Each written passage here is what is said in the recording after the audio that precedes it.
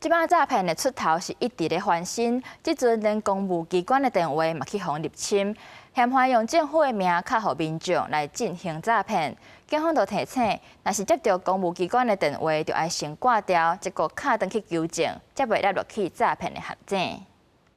诈骗的手法是一直翻新，所谓发展部的上新治安规报显示，有公务机关用的网络电话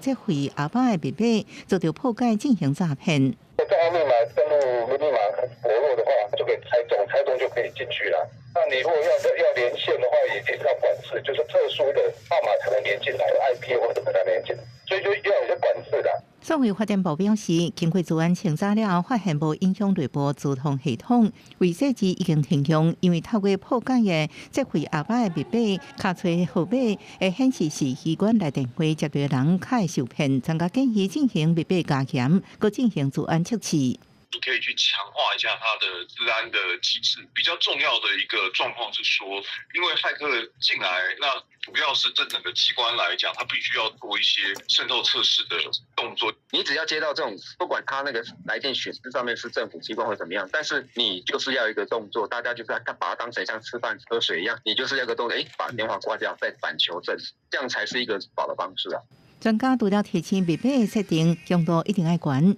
警方提醒接到机关打电话来，要挂掉，搁反纠正，才袂被骗。记者综合报道。